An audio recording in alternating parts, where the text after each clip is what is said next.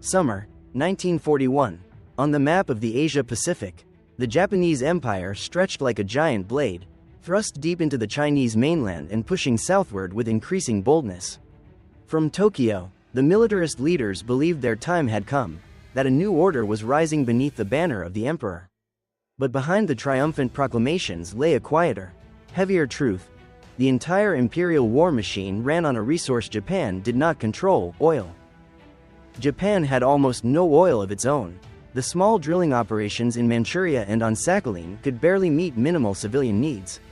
More than 80% of the fuel powering aircraft carriers, battleships, tanks, and aircraft came from the United States, Britain, and the Netherlands, nations that Tokyo was steadily antagonizing. Each month, the Japanese Navy submitted reports warning of declining aviation fuel reserves. Each summer, the army reminded everyone, the war in China is not over. Every cabinet meeting revolved around a single question: how do we continue the war if the oil is cut off?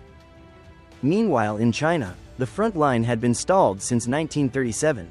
Japan controlled major cities, but guerrilla warfare, vast terrain, and aid from the Soviets and the West prevented a quick victory.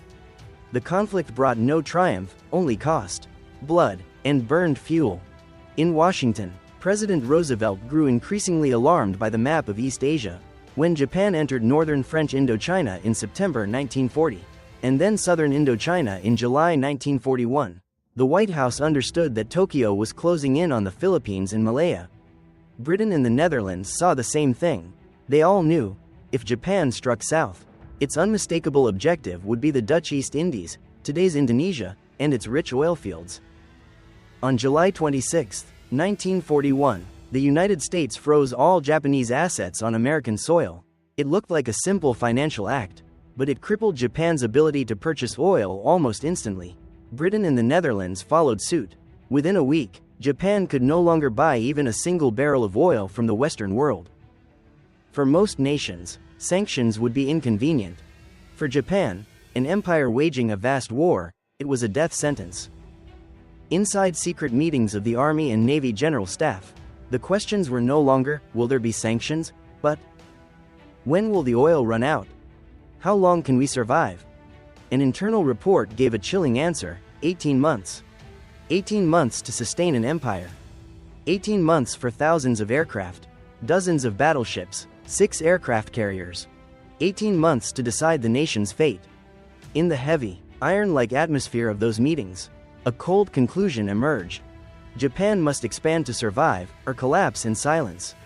As the embargo took effect, Tokyo descended into endless strategic meetings. Officers ran their hands across maps of Southeast Asia, where colored markings indicated resources: rubber, coal, bauxite, and above all, oil. Borneo, Sumatra, Java, names meaningless to ordinary Japanese citizens, but vital to the empire's survival. In confidential assessments, the Navy admitted a painful truth: without the oil of the Dutch East Indies, Japan's war effort could last only one more year. The army insisted that unless the Philippines were taken, the southern advance would always be threatened by the United States. Thus, the oil embargo was not merely economic pressure, it forced Tokyo to reassess the entire strategic balance in Asia. In Washington, Roosevelt understood the consequences of this move, but what he could not predict was how Tokyo would respond. America did not want war, at least not yet, but it could not watch Japan dominate all of Asia. Roosevelt hoped economic pressure would force Japan to back down. What he did not see was what was happening inside Japan's general staff. There, the dominant idea was the exact opposite. When cornered, strike first. In August 1941, the Imperial Conference convened a decisive meeting. A stark report was presented. If Japan continues negotiations, oil reserves will be exhausted within 1 year. After that, even if we want war, we will no longer be capable of fighting. To survive, we must strike before it is too late. This was not a threat, it was a cold strategic calculation. Only one question remained: where should Japan strike first? If Japan seized Southeast Asia for its oil, the United States would certainly intervene. If America intervened, its main force, the Pacific Fleet at Pearl Harbor, would be the first to respond. If that fleet remained intact, Japan's supply lines to the south could be cut at any time. That meant, Even if Japan captured the oil, it could not bring it home. The General Staff reached a bold conclusion. Japan cannot seize oil if the U.S. Pacific Fleet survives. Japan cannot fight the U.S. without a surprise attack. Therefore, before attacking the Philippines or Indonesia, Japan must strike Pearl Harbor. In the shadows of these meetings, a daring plan began to take shape, and it was built on a single reason: the empire's survival depended on oil. By October 1941, a new cabinet was formed under Prime Minister Tojo Hideki, a man the Western world saw as the embodiment of military extremism. Under Tojo, any hint of soft diplomacy vanished. Negotiation remained on paper, but Japan's real strategy was simple: negotiate while preparing for war. Secret reports moved constantly between the Army and Navy. Officers calculated America's potential reactions, comparing aircraft carriers, bomber fleets, and steel production. The conclusion never changed: Japan could not win a long war. If the war lasted 6 months, Japan held the advantage. If it lasted 3 to 4 years, Japan would be completely defeated. It was a predetermined verdict, and each day, oil reserves fell further, accelerating the countdown. From November 1941, the US and Japan continued negotiations in Washington, but they led nowhere. Japan demanded what America could not accept: stop aiding China, resume oil exports, recognize Japan's sphere of influence in Southeast Asia. And the US demanded what Japan would never accept: withdraw from China, withdraw from Indochina, end military expansion. The more they talked, the farther apart they drifted, and while diplomats exchanged papers, far out in the North Pacific, a massive Japanese carrier strike force, Kido Butai, quietly prepared to sail. On November 26, 1941, the fleet left Hitokapu Bay, heading into icy waters on a northern route designed to avoid American detection. Forbidden from radio transmissions, it moved in total silence. Young sailors did not know their destination, only that the mission was decisive for the nation's fate.